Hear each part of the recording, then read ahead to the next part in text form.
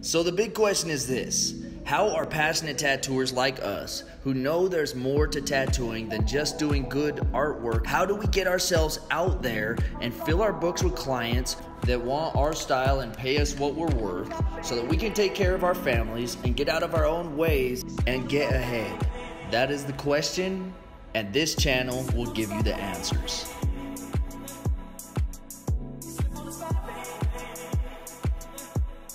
What time is it? Game time! That's right. All right, so if you're watching this, you probably seen the question that I posted about a week or so ago about what is the difference between an artist that gets paid $50 for a painting and an artist that gets paid $5 million, all right? And actually only one person got it correct, but I'm gonna share this video right here. We have a mystery guru in the house, and he's going to break down exactly what this is and how to make it work. So in short, the answer that separates the two is status. And before we get into what status exactly is, what it includes, and how to make it work for us tattoo artists, I want to break down who this video is for and who it's not for. So, Mystery Guru, who do you think this is for? So this is for artists who are tired of not having the recognition and the respect that they think they deserve for their work. This is for artists who are fed up making a pittance from their work.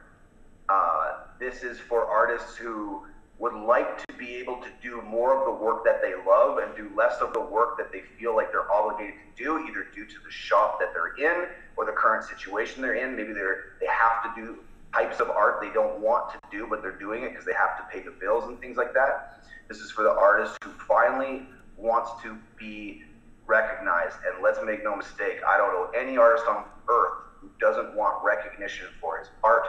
Even fucking Picasso, was it Picasso who chopped his goddamn ear off? That was Van Gogh, sorry. Van Gogh. Van Gogh chopped his goddamn ear off and he died broke. His brother financed his entire painting career and he died broke. All his paintings were in different attics of different farmhouses and stuff. And literally, he never got any of the recognition he deserved. He died thinking nobody gave a shit about his work. And only after he died did he become a legend. Right. And then there's certain, and that's the commonality with most great artists of our time. But then there is certain ones that they had this status and they were able to still kind of get paid what they were worth, but it was rare before they died, and they still skyrocketed when they died. But like, I just remember when you're bringing that up, it reminded me of like a story I heard about Picasso, how he would just sign his signature on the receipts, and that was his way of paying for everything, and people actually accepted it. He said it was a priceless signature, and he got away with just getting free food everywhere he went. That's brilliant, and that will tie into something very spooky and mysterious I'm going to talk about in a little bit about this status thing. But who this is not for, this is not for the artist who believes money is evil. This is for the artist who understands that the business side of art, just like the music business is called the music business because it's a part business, a part music, and they both need to fuel each other because business is just trading and commerce and getting things out there. This is not for the artist who believes that business and capitalism is evil, but the artist who understands, maybe in a gut level, but not in their head, but maybe deep in their intuition, they really feel that the business side of the art world and being an artist is actually what helps you as an artist be able to do the art you really want to do. Makes sense. And I always tell people, like, you know, the broke artist is the one that really can't get his message, can't get his art out there to as many people as the person who does make the money. And this, just because it's not just one or the other, it's not just passion or profit. That's one of the big things in this industry some people seem to have, is they gotta pick just black or white. I say it's both. What are your thoughts on that? 100% both. It's synergy. It's like you can't have up without down or light without dark. They're necessary for each other. It doesn't mean that some people do it wrong. It doesn't mean some shit's cheesy. It doesn't mean that some people don't do it in an evil way. It doesn't mean you have to. What I saw, I was in Vegas for business a couple weeks ago, and we went to a comedy show, and comedians are just like artists. They are artists. They're just like tattoo artists. There's zero difference in what they do except for the actual art themselves. There was about 30 people who showed up to this comedian show. The guy was good. He was funny. He was awesome, but he was broke. And he said it. He made fucking jokes about it. He tried so hard to sell his merch and his CD. Nobody wants to buy a fucking CD these days. And anyway, the point was that he even said as one of his jokes that he can't tell the type of joke he really wants to tell because he's afraid that the establishment won't allow him, the crowds won't allow it, and it's too big of a risk to do what he really wants to do, what he knows really works the best, because he's afraid that he'll lose his platform. That's what happens when you're broke as a tattoo artist. That's what happens when you're not doing as well as you want to do, and you don't have control, and you don't have that independent financial footing. You're not able to do what you want, and you actually sell yourself out. It's like almost your passion turns into a prison cell. Ooh, damn, I like that. That's what it reminds me of. All right, so real quick, if anybody's questioning it, let's talk about why you are credible to give this information, why we're doing this interview. Okay. So I'm an artist. Now, I'm not a tattoo artist, but I'm a musician and I'm also a teacher. And I consider myself into philosophy and stuff. So I was in a rock band, in bands forever since I was a teenager. I didn't give a fuck to go to school. I didn't care about authority. I hated it. I held about maybe 40 to 50 different jobs. I'm not sure, because even after 2 days of the job, if they didn't let me go party, if a party came up and I wanted to go to it and they said I couldn't take the night off, I was fucking out of that job. I'll get into it in the morning, fuck it. And so all I cared about was the music. All I cared about was becoming a well-respected, known rock band. That band fell apart. I got into a ton of drugs. I had a fucking heart attack when I was 21. I decided I needed to change my life. There's something I was doing was wrong. I was trying to do all this stuff and all this artistic type shit, but I realized that it's a grind, man. It's extremely grind, and it's a fucking crime, even in the music industry, how little artists are paid for their work, even if you're fucking great. And so there's something weird about the world where people will pay $1,000 for an iPhone, which is a piece of art, which is awesome, but true art, people barely pay anything for. But then there's some people who get $50 million for a fucking red blotch on a fucking canvas. So I'm like, what's going on here? Right. So I began studying business like fucking crazy, trying to figure out marketing and human psychology, trying to figure out why are there artists. Like, I used to say this to myself, I'm like, there are people who are less good at what I do, but they're making more money and they're more well known and they have all the recognition. What the fuck is up with that? Right. So I started studying that for 10 years, man, studying this shit like obsessively. I even went homeless in 2008. Anyways, fast forward to now, without giving myself away too much, I've written 5 books. I've done a fucking TED Talk on this shit. I've helped maybe 24 businesses now make at least $1 million or more. I've helped artists. I've helped all types of people create 10, 20, 30, $100,000 a month income streams from their stuff. It's all no joke. I do events all around the world. But I figured out some stuff. I figured out some secrets of how this whole game works and how people can go from barely being able to sell a piece of art for $100, $500, $1,000 to be able to sell something for even up to $100,000 for the same piece of art. Fascinating. I like it. All right, so before we get into this, what we call the pyramid, let's I want to just address some of the objections or some things that I've heard artists say, kind of limiting beliefs or whatever, and then just get your thoughts on them. Okay. The first one is you don't need marketing. Okay. This is an interesting one because a lot of the people who people who say you don't need marketing are marketing whether they know it or not. Unless you're in your house and you are not being known at all, then you are doing some sort of marketing. Because unless you work for a shop and the owner of that shop is handing you stuff and people are walking in, in that case, the business owner or the shop owner is doing marketing. Right. So you may not be doing marketing because you're a useless employee in the business, so to speak, not to be mean. But that doesn't mean marketing doesn't need to be done. It just means somebody else is doing it for you. But if you're on your own or you want to make a name for yourself, you need to market yourself. There's a fallacy.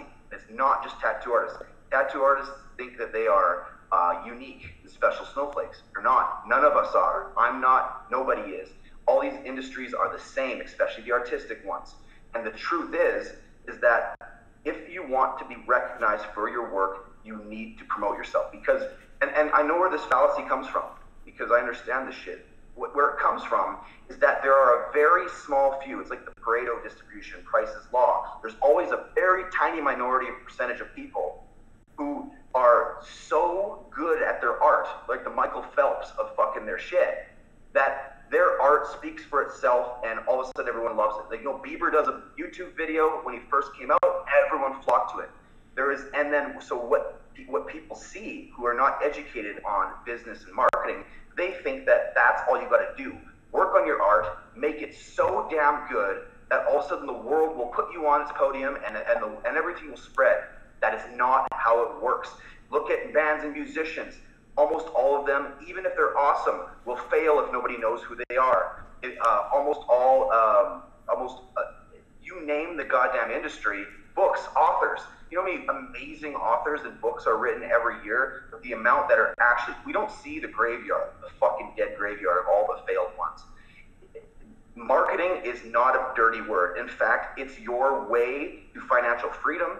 It's your way to actually being able to fund and be able to do work that really inspires you without limitations. And it's the one way that I know to be able to build a whole audience of people who love your work and support you and want to buy it and want to have more from you. And it's the way you make your world a better place. Now, are there shady marketers? Of fucking course there are. Are there shitty advertisers? Of course. Is Coca-Cola poison? Yeah, of course.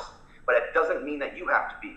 In fact, there are bad artists who are marketing themselves and they're putting bad ink on fucking people, and they are hurting people and they're screwing them over. So by you thinking you're too good to get your good art out there and you're just waiting, sitting back, smoking a joint, waiting for the world to come to you, doing a disservice to the community. I'm not religious, but he said, he helps those who help themselves. You got to walk the path and let people know what you have to offer so that you can save them from the shitty artists who are going to put bad ink on them, and so that you can actually take action and make the world a better place.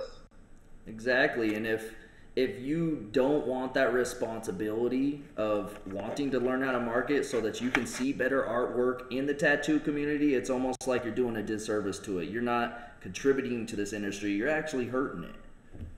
Right.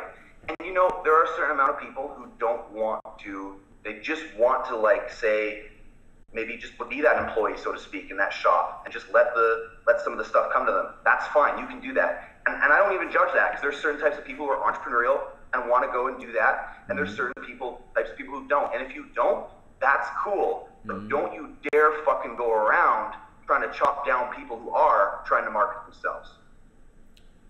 That's a big deal too. I talked to a bunch of my students, actually my boy Justin, just the other day, and he said, that was one of the hardest things for him to get out of his own way was because he was, for the first 10 years of his career, he was being shamed by his beliefs, how he was doing things and everything, just from some tattoo artist who thought that there was only one way to do things. Right. That's sad, man. A talented dude, a talented good dude, being shamed for trying to spread.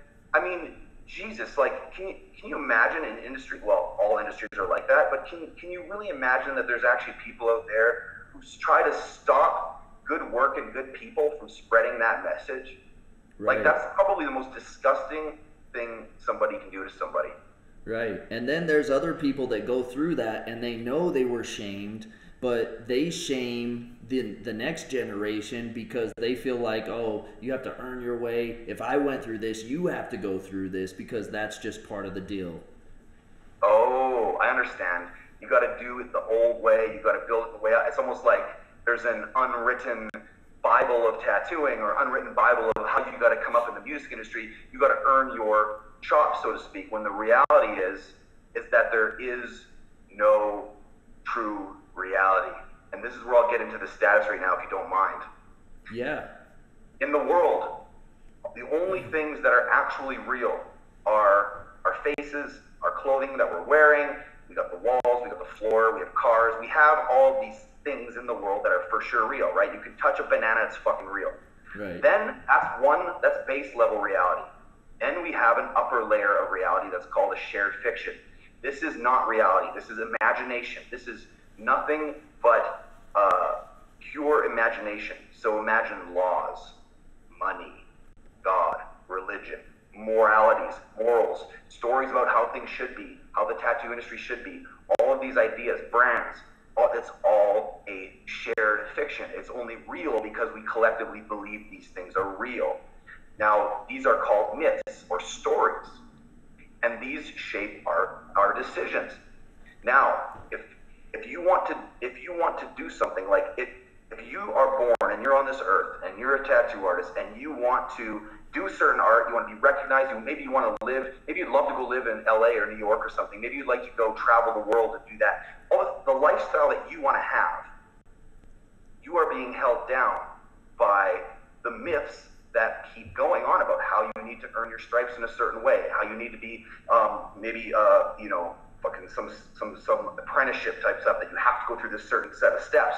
That's just a myth and a narrative, but that has no basis on reality on how things need to be done at all. Especially because the new world is different than the old world. In this new world, you have full control over your ability to be seen and to promote yourself, especially through social media and stuff like that. You can forge your own path in your own way like a badass, and you don't have to wait for anybody's permission to put you on.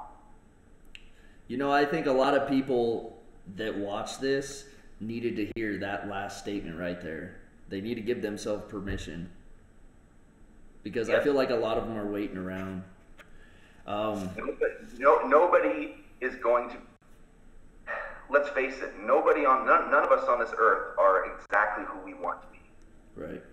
And the reason why, for most of us, that we're not, maybe moving as quick as we want to, because honestly, this interview that we're doing, this is for people who want to improve themselves. But make no mistake, the vast majority of people on earth don't actually want to improve themselves. They may say they do, but they don't take action towards it, and they'll only buy a fucking magic dick pill or some sort of instant thing. But and then when they don't take action towards it, they medicate that decision through TV, drugs, food, and they just kind of forget and not realize that they're not living up to their potential. Then when they see anybody going for their dreams, like other artists who are promoting themselves, they fucking hate on them. So what you need to understand here is, like, nobody is going to give you the people who know you as you, and they know your myth or your story, the shared fiction about you is, you are this type of person who does this and this and this. People don't want you to change because that shared fiction and that myth makes everybody, they don't want change that feels safe. So if you're going to try and change yourself, most people are not going to accept it off the bat. Because it's going to be different. So you're looking for permission from all the people who already have the identity about you and your story about you set. And in fact, it was a co-creation. You said it with them. Life's a self-fulfilling prophecy. Right? And so since you've been setting that cement with them, now you want to break out, they're going to be like, hey, you've been setting the same story for me for fucking ever. Now you're going to change on me? I don't want to do that. Now, what happens is people are like, I want to break through. They're asking permission from everyone around them. If they can change and become this new person, you'll never get that permission. You may get it from one or two people, but you're not going to get it. What you need to is stop asking permission, break fucking through, and then people aren't going to like it. And you're not going to like the feeling of them not liking it because you're afraid to get kicked out of your tribe, because we still have our instincts and our neurochemical responses from when we were fucking cavemen. We lived in tiny, small tribes, which meant if you got kicked out of the fucking tribe, then you will probably die because you'll either get attacked by another tribe or you'll fucking die of loneliness and go crazy and talk to a fucking volleyball like Tom Hanks. And so what you need to do is break through, be that new person, and be strong in being that new person. And then slowly the people will start to accept it. And then once a few people start to accept it, more people start to accept it, now you have a new shared fiction, especially when you break through and you join a new tribe, so to speak, that has people who are already on that same breakthrough that you were trying to do. I agree. And guys, if you're watching this, think about me, all right? Think about how different I am. Obviously, there's something that got you to this video. But think about how different things are and also how certain people react to this different stuff based on what he just said. This is good. Dude, this is really good. I love when you go on those tangents. So, all right. So we got a few more. We got more here, and then I don't know if you need this to talk about it, but I got it burned in my brain. Sick. All right. So we'll go through a couple more of these, and then we'll go straight into that thing. Sure. Cool.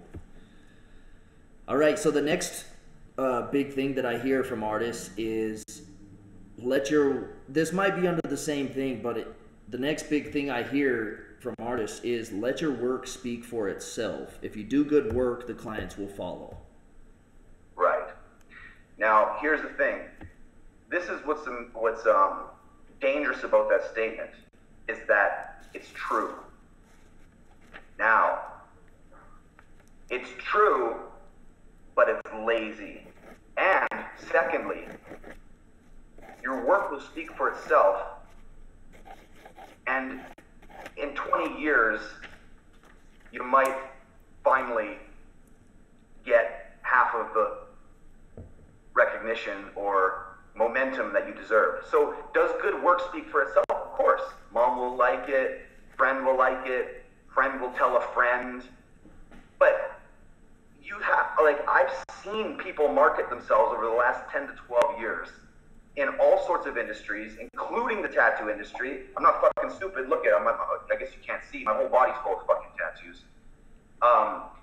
And if you let your work speak for itself and you're not Michael fucking Phelps, then you will grow at a turtle's pace.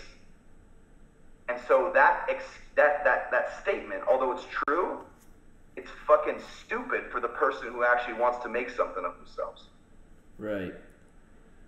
All right, so let's talk about the next one I hear is, this is more of just a thing that people do, but when it comes to pricing themselves, rather than creating their own prices, they look towards what others in their area are doing, and they price based on their location. What's your thoughts on that? This is a big one. Okay. Most people get their prices, like you said, from looking at what other people are pricing. Mm-hmm. Now, the first problem with that is they got their prices from looking around at what other people are pricing.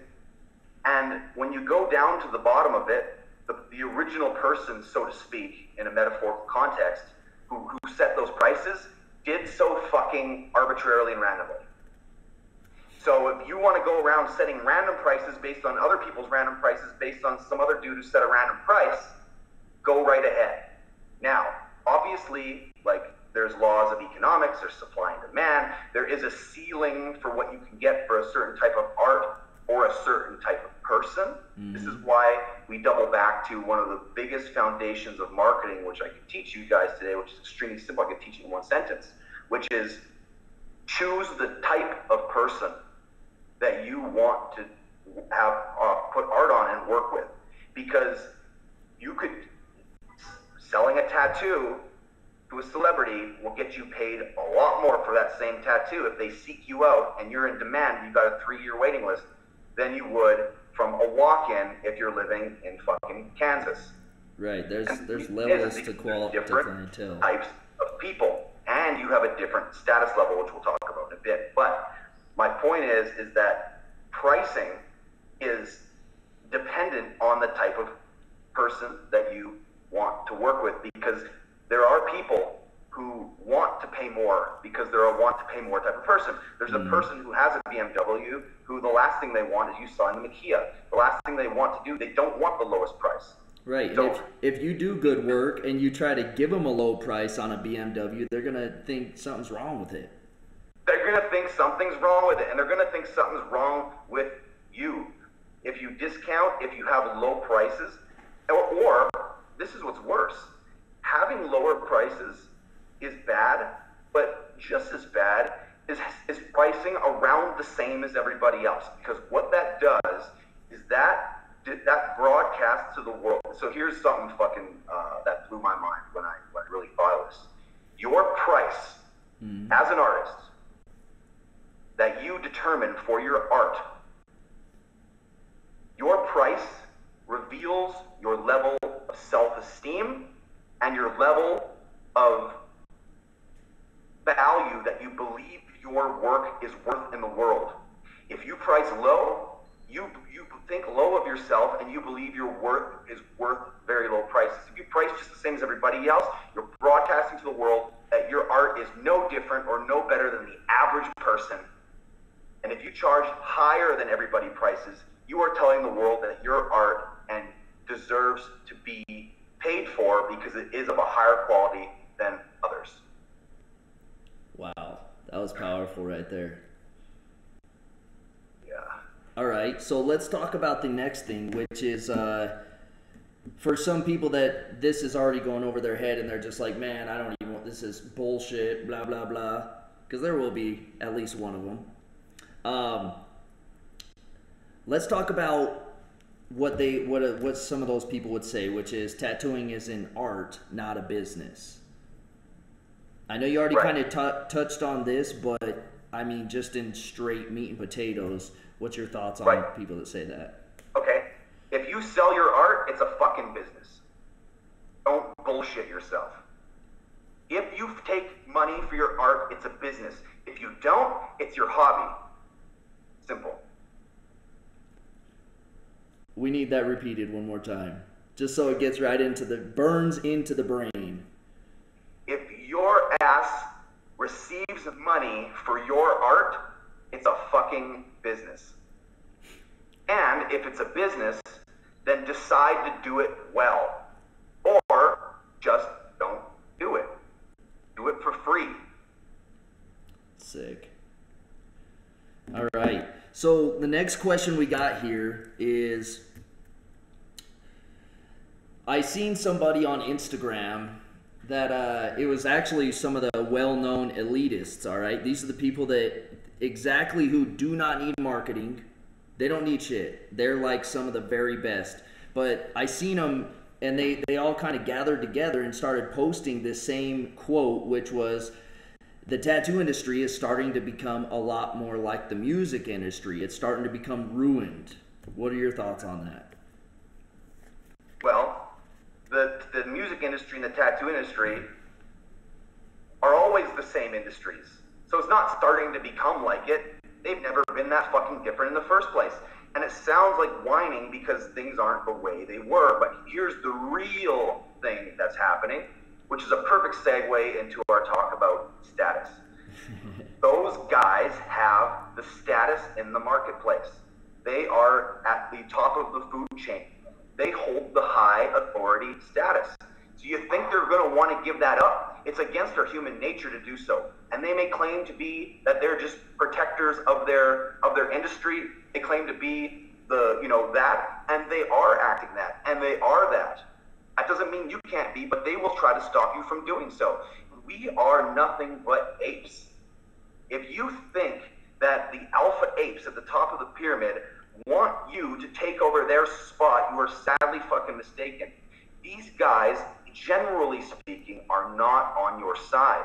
Though the guys at the very, very top, the true alphas in this industry, whether you're female or male, doesn't matter. If you're a true alpha in this industry, you are super helpful and you want everyone to come up.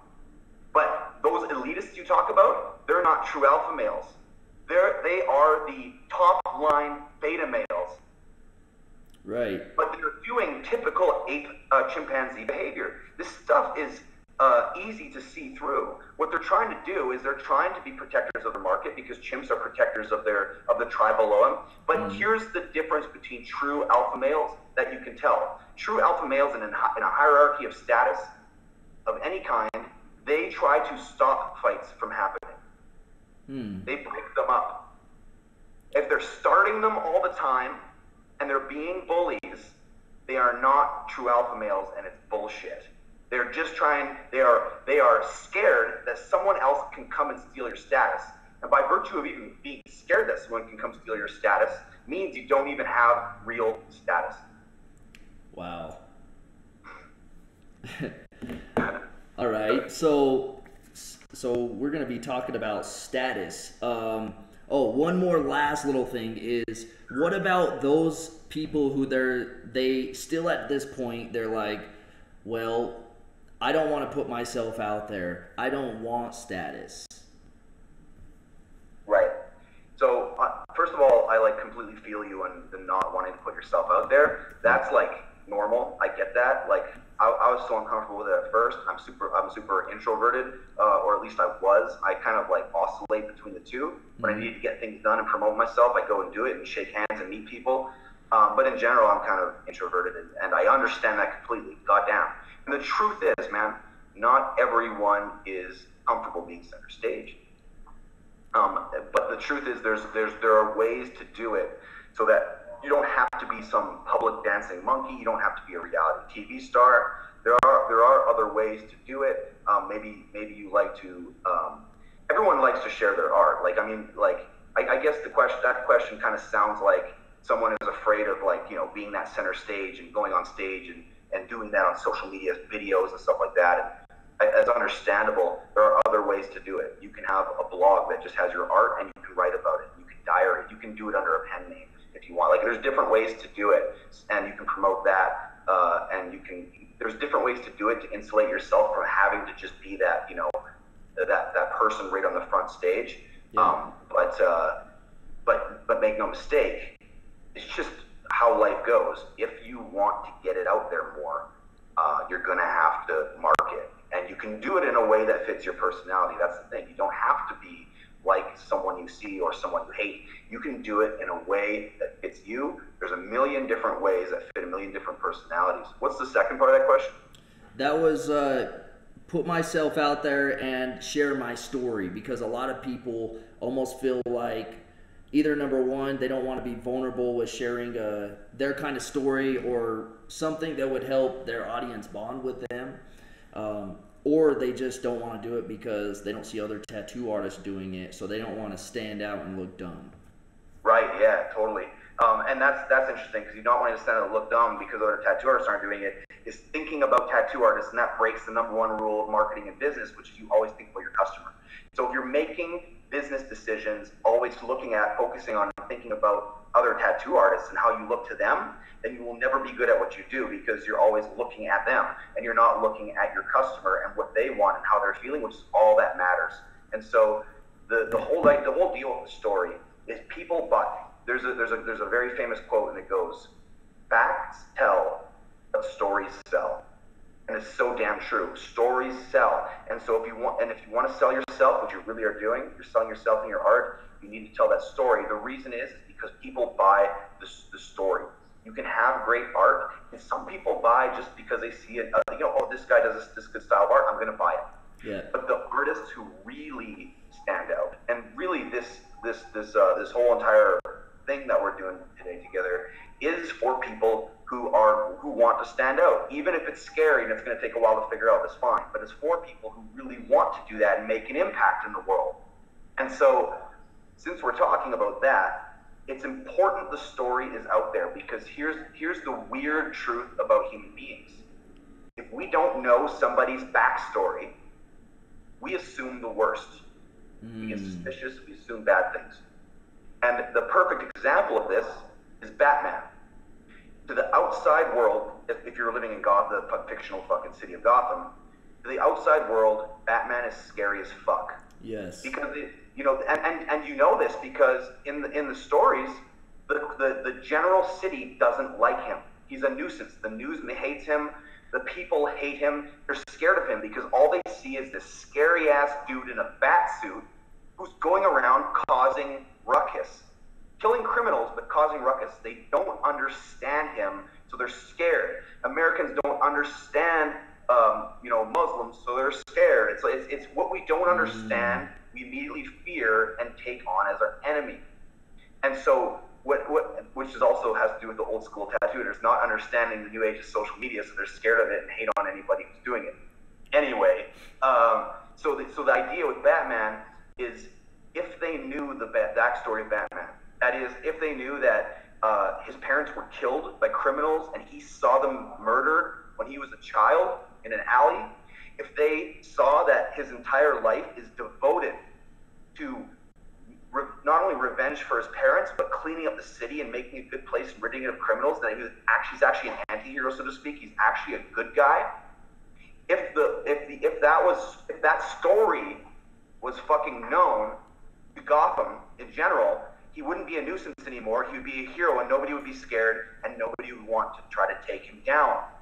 The same thing applies to you when you're putting yourself out there and getting out there. You need the backstory. You need people to know your story of where you've been, why the fuck you do what you do, and why you're doing it now, and what you're doing, and what your plan going forward is.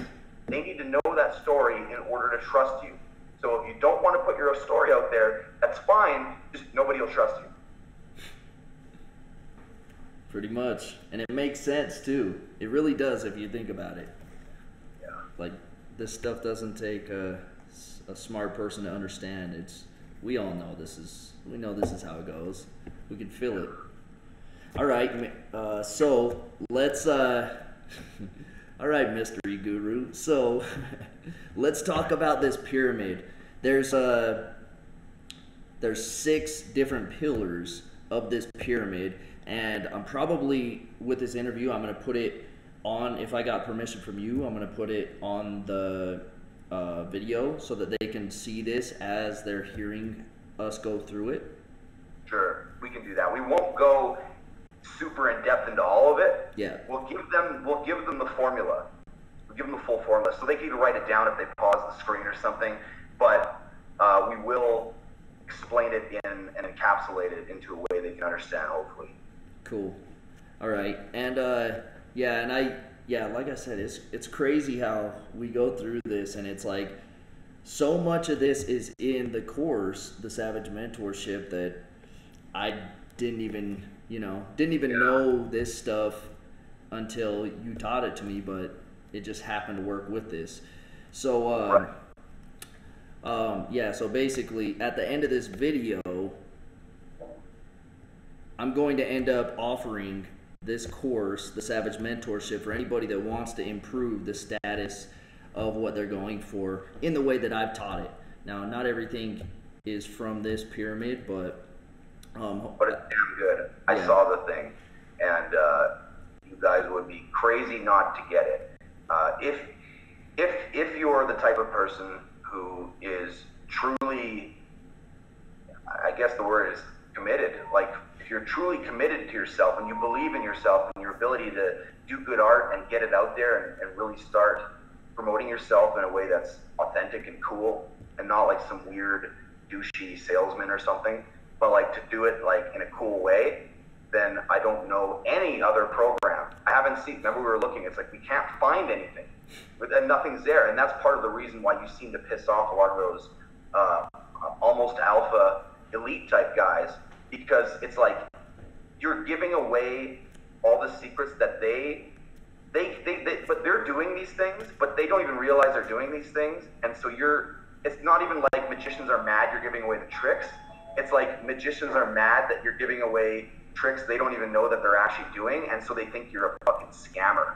Because they're too fucking mindless to study human psychology and business and marketing and figure out how this game works, that they think what you do is, they think that any sort of promotion is evil, but the reality is it's evil not to do promotion, and it's evil to go through your whole life and not have the lifestyle you want. It's evil to not get your art out to the world and celebrated and recognized and giving other people the gift of that other art. It's evil not to. And so, yeah, your mentorship is a crazy value, And I know it's not super cheap because it's valuable. Right. However, once you start using the stuff, it's the cheapest money you ever spent, because the return on it, not only from a money aspect, but like from a social aspect, from like from being recognized and respected, and hell, even fucking sponsored in a magazine, or being like stopped at conventions and stuff. Like your life changes when you put some of these stuff into use. And like Dax, like you just said, you have a lot of this stuff that I teach in the thing without realizing it in your own way, because really what we're doing is we've just decoded game, and we've decoded human psychology and just kind of how it all works together, and that's universal, and that's always been, as long as we've been able to analyze ourselves as human beings. Sick. So let's get into it, man. I'm hyped up to hear this stuff again. Okay, cool. So here's what's interesting. What we want to do is we want to have status in our market. Now, you can't get away from status. There is a totem pole of who people respect in the industry and who is kind of on the lower level and who's at the top. There's no way to get around that. Like you can, in all friend groups in your high school, there's a status. There's a totem pole about who's the jock, who's whatever. There's corporations. There's always, that's why they're like a pyramid structure. You name the industry or the vocation or the skill, there's always, human beings will always naturally work themselves into a hierarchy. Now, the reason you want status, the reason you want to be at the top of that totem pole, so to speak, of your industry, or known to be at the top of that totem pole industry, is because when you are there, everyone wants art from you. Everyone wants to pay top dollar for you. Everybody wants to refer you to their friends. Everybody wants you to come to their convention as a guest artist. Everyone wants to pay for your flights to go to a different part of the world to tattoo or teach. People want to pay a lot of money for your art that's not even on skin but on paper. People will offer you things. Your life becomes awesome. It's what you dreamed about when you started doing this thing. And because that's just the way that it works. The people at the top of the totem pole are celebrated, and everyone wants to be like them. So if you want to do this, it's actually pretty simple, and anyone can do it as long as you have the drive, the persistence, the faith, and some of these tools, like in the Savage Mentorship and my pyramid here.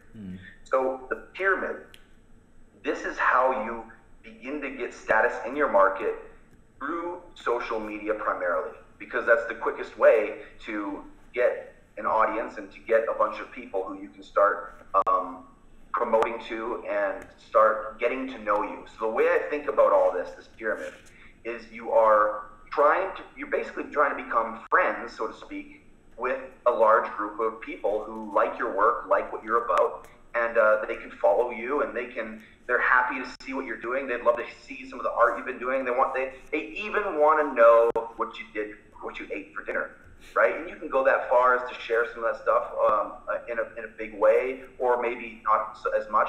But there are people who would love to follow what you're doing and see what you're doing as an artist. Those are the people who will constantly come and want to buy from you, and they will trust you to just put whatever you want on their skin. They'll say, "I trust you, man. Just do it." Right? And isn't that the best, most, like, wasn't that a refreshing thing to hear as an artist? You're like, I can just do what I want to do, and they trust me to do it. So the way we do that on social media is there's three kind of parts to it. The first part, and the base layer, so to speak, of things that you actually do, is you need to constantly be putting proof out there that you have good work. Now, proof comes in many forms, and this is kind of the secret. So the obvious kind of proof for most artists is the art itself. Right. You post pictures of the art, or if you're like you're super action taker, you got videos of you doing the art, on someone, and then the finished picture after, right? There's like kind of maybe some Instagram stories about it and this and that. But there are other types of proof that are also very important. So one of those types of proof is from other people in your industry shouting you out and saying, "Man, you check out this guy's art, it's awesome." And so it's industry peers also shouting you out and saying you're cool, and you doing the same thing, and kind of just everybody kind of helping each other out. That's another type of proof. That's the second type of proof, because the first type of proof, just showing your art or proof of your art, is proof of results, which is arguably the most powerful form of proof, and it's good to have. Right. But if you only rely on that, then you're not going to go to that next level, because that's what everybody fucking does. Right. So the second type of proof is that industry peer shout out thing, because if your audience maybe you guys don't know the word audience so much, but maybe if all of the people who are in your world, so to speak, that who get to know about your tattooing and this and that, they start following you. If they see that other people who maybe have the same status as you do, or even a little bit higher, and your different industry peers are also shouting you out, then that makes them feel more safe to want to purchase from you and follow you. And also it just, it begins to raise your status in their eyes. And so that's the second form of proof. The third type of proof is proof from mainstream press. So it's really, really easy to get on the news, to get into newspapers, to get into online publications, and have articles written about you and your art. It's super cool, because you can do, Dax, you did a bunch of cool stuff with, I know you did the cool Mormon thing, and I know that you do with some of the memorial portraits. You did like a special memorial for somebody, and then there's some charity stuff that you did. Yeah. All these cool little creative ideas that you can do and these feel-good things are super cool, and they will get you attention. You got to send out the email, man. You got to send out the email to the newspaper and say, hey, I'm doing this thing next weekend. I thought this would be kind of cool. It's kind of unique in the area, and I thought that maybe you guys would like to know about it, and maybe the town would like to know about it too, right? You got to send out the fucking email. Like, you can't just sit there and do it and then think that the news is going to fucking sniff you out. So that's the third type of proof. It's the actual mainstream press of proof. And then the next type of proof is called living proof. And what that means is that you need them to always know that you're always tattooing. Some artists, they won't do an update for like 30 days, and then they post a bunch of pictures and go, look what I did over the last month. Can't do that. People need to feel and know that your social media as a general organism is alive and well, and it's moving. And people find trust in the consistency of you posting, and them seeing that you are living proof of what you are doing and what you're saying.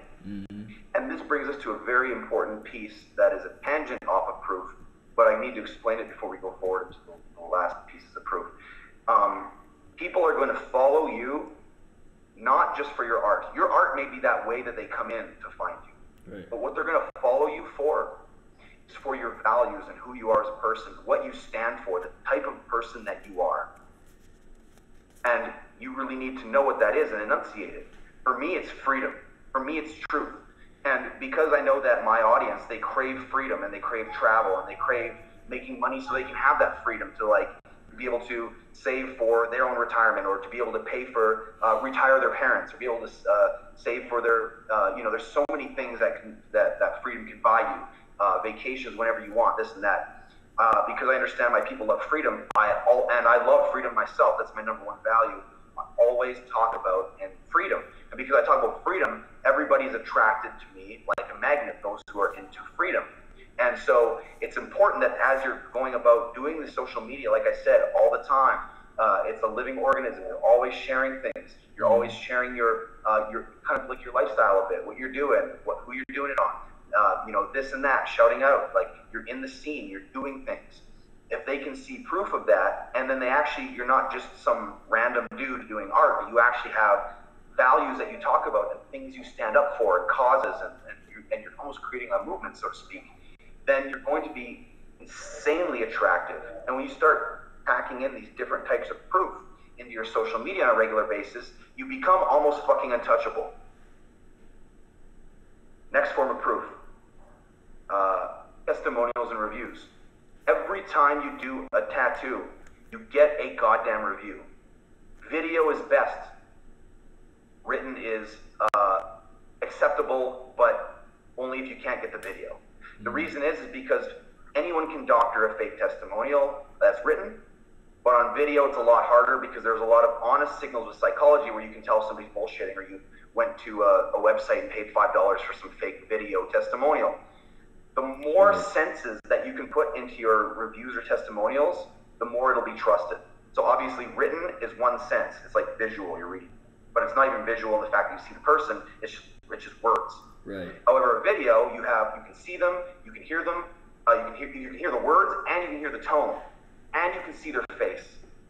And so it's like you get all of those senses in there, so it's more trusted. So, and the more reviews and testimonials you have, the more sales you will make and the more clients you will get, period. And a lot of people say, well, how many testimonials should I have? Some people do websites for themselves, which I don't really recommend. But it's like, how many testimonials should I get? It's like, as many as you fucking can. You can never get enough. Never.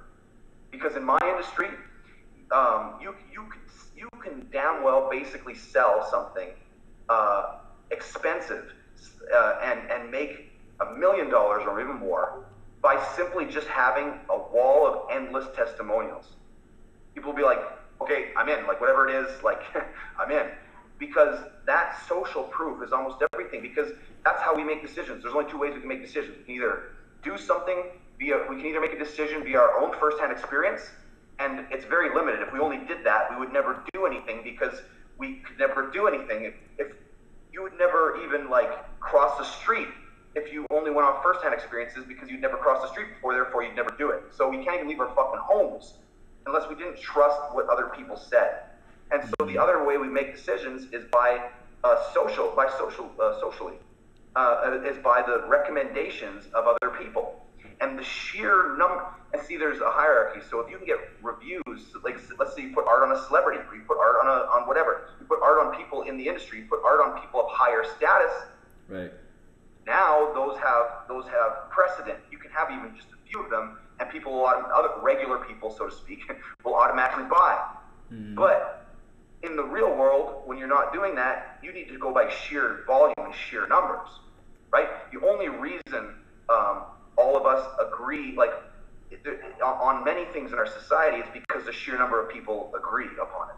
It's like, you know, why do we agree to say hello to everybody? It's because we've all agreed that that's just what you say to somebody when you come up to them or whatever. It's like these shared agreements only are real just because we all agree with them. Anyways, my point is, more testimonials, the better. It could be the very most important thing in your entire business and tool that you have to get clients and to get trust out of your market. And then the last form of proof I want to talk about, because there's a couple more, and I know that you have a couple you talk about in your mentorship, but the last one I want to talk about here is just your customers, or your people who are following you and maybe haven't got a tattoo yet, or the people who are following you don't even want a tattoo, but they just love what you're about. You're a badass. They like your style and they like your values. Having those people say good words about you. You know, it's not like they bought from you or whatever, but it's like they say good things about you. The word is spreading. There's a buzz in the music industry called the buzz. It's the amount of people that are talking about you simultaneously at any one time. That buzz is important, but it's not that important, but it's very cool to have, especially in large numbers. So that's the other type of proof you want to have, and you can engineer that by the next piece in the pyramid, which is you engineer that by putting a lot of entertainment into what you're doing on social media. So here's the problem: most artists, what do? They post a bit of proof.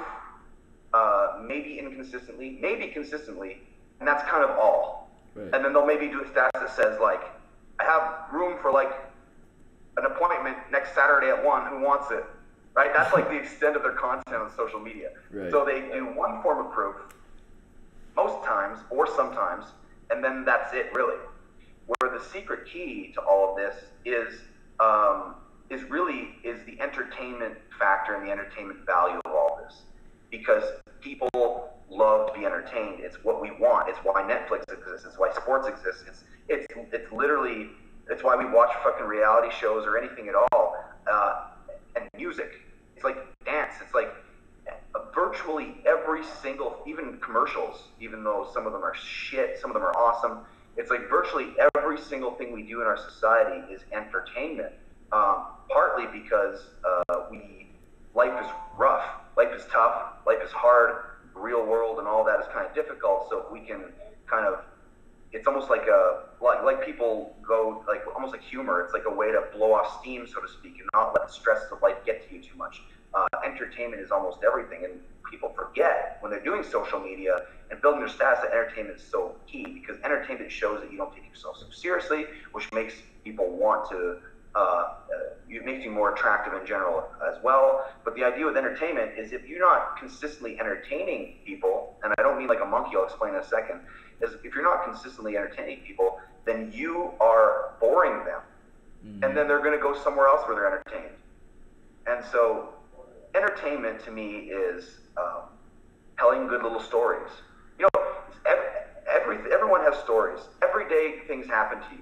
Because if you have a girlfriend, if you have friends, you're always talking about things that happen. Oh, I saw this guy on the street and he said this and it was funny and he almost tripped and then, oh, this customer came in and said this. We all have stories.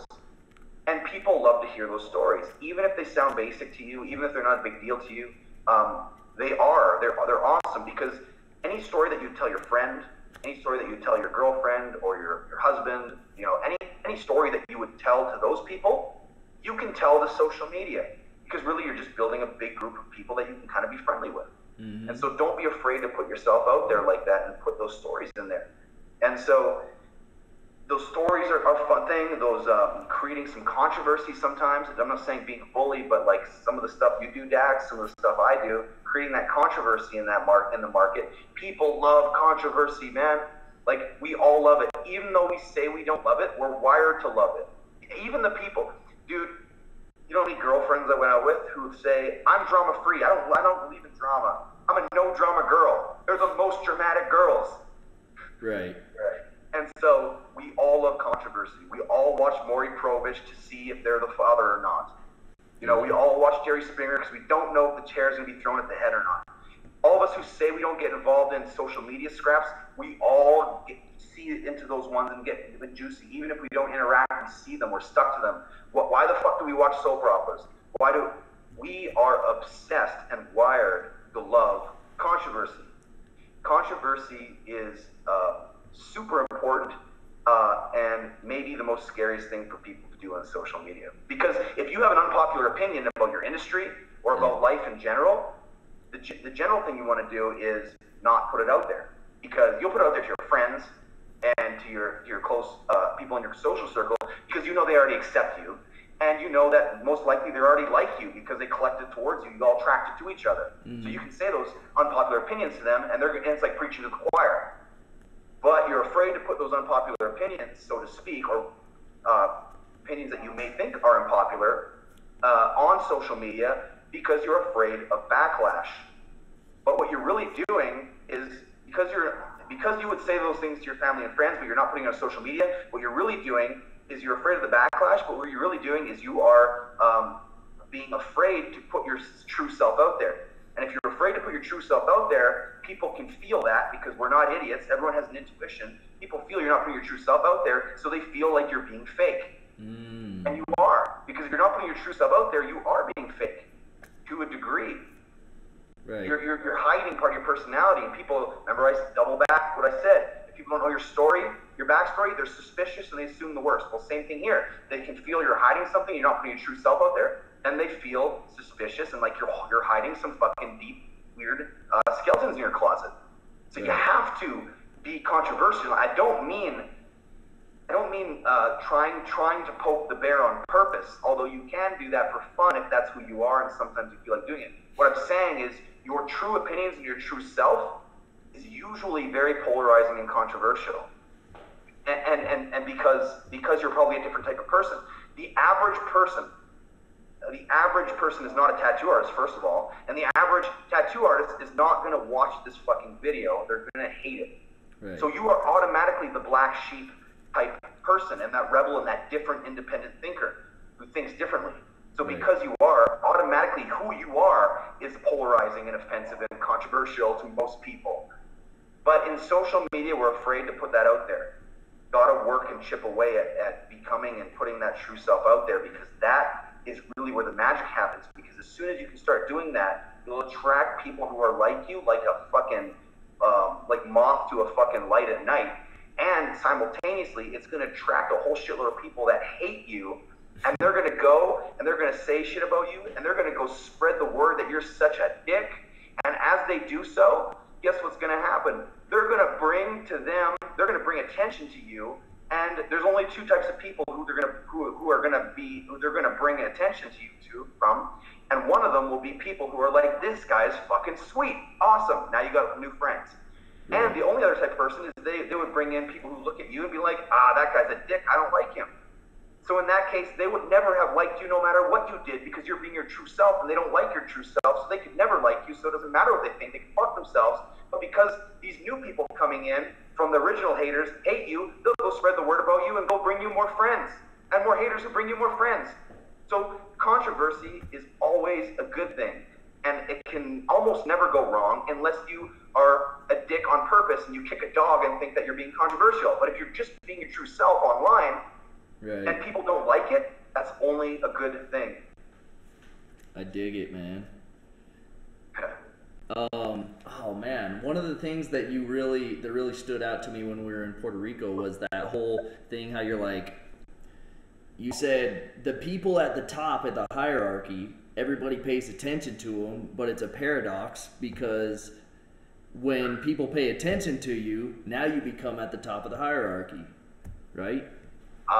The attention structure, right? So there was a funny. I was reading the Evolutionary Handbook of the Handbook of Evolutionary Psychology, which is a textbook on evolutionary psychology you read in universities. I never went to university; it's too fucking slow for me. I'd rather just read the books myself. But I was reading through it, and it was interesting because they talk about the people at the top of the hierarchy. People who have status are the ones who have all the attention. And that makes sense. So then success breeds success. It's kind of like a snowballing momentum that almost can't be stopped once it goes.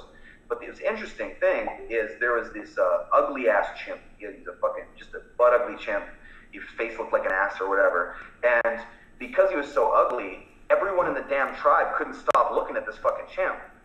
And because everyone couldn't stop looking at this chimp, the chimp rose in status in the hierarchy, simply because everyone was looking at him, and so because of that, he actually rose up in status. So that's kind of how we start to engineer this on social media. You begin to be entertaining.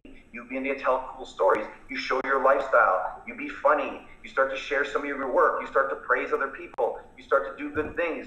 And all this starts to build. And as you're being more entertaining and you're telling good stories, you're making people feel good. You're occasionally getting into the occasional spat or brawl, just because that's, we're all human. No one's fucking Jesus here, even those elitist people are like, man, it's all good vibes. It's not always good fucking vibes. Sometimes we gotta put the foot down. Remember, alphas in their market protect their market. And so as you're building momentum like this, now what happens is a lot of attention is getting on you. And because a lot of attention is getting on you, a lot more attention will be getting on you because attention's on you, and it just builds and builds and builds until you're at the top of your game and the top of this industry. And what's interesting to note is that you don't have to be the best artist to be the most recognized, and that's almost the way it always goes. Is the very best often can be at the very top of the hierarchy, but more often than not, the people clustered at the top of the game are the people who are not the best artists, but are the best at convincing people that they are. Right. Now, it doesn't mean that they're being fake or anything. It just means that they are the type of person who people want to be around and they want to follow and they want to see and all of that. So just never forget, man, if you ever think that the best artists and the people who are best at something, at a skill, if you think the very best are always at the top, then you need to go take a vacation to LA and go fucking check out all these like local bands, go check out the local plays, go to New York and go look at some of the small Broadway shows that are in Brooklyn and shit. You'll see very quickly that these people are some of the best fucking singers, some of the best fucking dancers, some of the best artists, some of the best actors, and some of the best people you will ever see in the world that fucking put half the goddamn popular people we see on mainstream media today to shame. Right. But we'll never know their name because they didn't learn how to promote themselves properly. So much. And I know so many tattoo artists in Cali, New York, Texas, and Miami with that situation going on right now. Right. So you are a great artist. So what? Now what? Now what? That should be the mantra. I'm good at what I do. Good. Now what? Right. Because there's always another level. One of my mantras I've been starting to say is drop your ego. There's always another level. True. Because if your ego's too thick, your focus is on you, not on the people you want to serve. The people who are sitting there saying the art should sell itself, you shouldn't have to market, are so full of ego, and they're so not thinking about all the people whose lives they could make better if they had just get off their ass and go do something about it, is astounding. Right. Dude, so we went through a lot of stuff here. I feel like we went through it all. I could talk about this stuff. I know you can too, but I could literally go on and talk about this stuff for maybe a week straight, and then I would just fall over and die. But I think this is a good kind of primer, I would say, for today. If someone's new to this kind of information and also open to it, then their brain is probably leaked out of their skull and fallen on the floor for a bit. Right. Yeah, so I guess, man, it would take a lot to recap, but what if, I think a cool little thing to end the interview would be with maybe if we could kind of give three pieces of advice of things they should stop doing, and then 3 pieces of advice of things that they should start doing if they're already not. What do you think of that? Okay, that's a good one. 3 things to start doing would be, number 1, start posting on social media every single day. Make a commitment to yourself that from here on out, you're going to post on something. You're going to post something every single day. Now, number 2, the way in which you can do that, there's multiple formats and methods and formulas, but one that's worked very well for me and the people that I've taught is a 33%, 33%, 33%. It's a 3 kind of part method, and it's very simple. 1/3 of all of the stuff that you post on social media will be actionable, direct proof or advice, whether it's pictures, whether it's video of you doing art on somebody, whether it's giving aftercare advice in an entertaining way and unique way, whether it's telling a entertaining story about a mishap or something interesting, like something to do with your industry and maybe advice and proof and like that. That's 1/3. Then another 1/3 is things like your lifestyle, like kind of if you're out with friends, a picture of that. If you're on a trip, who came into maybe you want to say you put your arm around one of the customers and be like, this lady's awesome. She just went through this and now she's getting a tattoo because of this. Isn't that super cool? She got a tattoo of her dog on her tip or something. And like that kind of lifestyle, make people feel good, social types lifestyle stuff. Right. And then the other 1/3 is stuff that is maybe related to what you're doing. So maybe you're making an offer to say, come into the shop and maybe I have an opening. Maybe you are, maybe you're shouting out somebody in your industry. It's awesome. Maybe you are selling a t-shirt that you have or that your friend, some swag your friend has or something like that. Things like that that can involve selling or promoting or sharing other stuff, or maybe a question that you want to ask them, maybe a controversial question you want to ask them, maybe it's a survey, maybe things like that. And I find if you do that 3-part thing, if you post 3 times a day, try to have 1, 1, and 1. If you post once a day only to start, then maybe over the 3 days you got 1, 1, and 1, right? So that format and that method will really help you kind of keep things in line, so to speak. And then the 3rd thing I would say that you can do is, if you're on Instagram, try to make most of what you do stories, because everything's going to stories. I'm sure Dax, you talked about this before, but like everything is becoming stories. So try to make more stories than you do posts. But if you're on Facebook, the same thing is beginning to apply, is that stories are taking over more than the news feed as far as posts go. So do more stories, and if you're going to post like just on the news feed, like make posts, make sure you change the setting to do public. Do not have it just set to friends.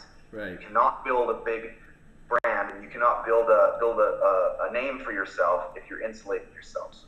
Put Right. that shit on. It's like, you know, only talking inside your house about, hey, you do tattoos compared to going out in public. Right. Right. If you only So- talk inside your house, you ain't gonna get very many clients. That's right. Yeah. If you're only talking to the friends that you have inside your house already, what's going to happen? Right.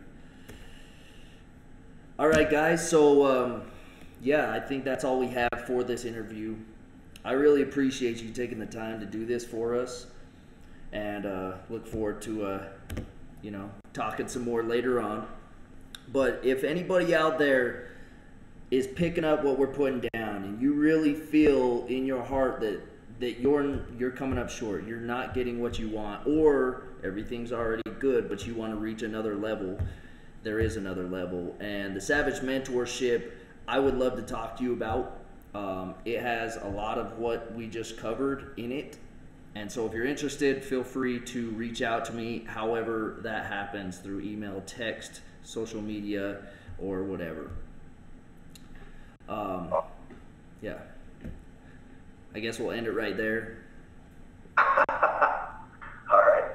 Thanks so much for watching this video. We'll see y'all later. All right.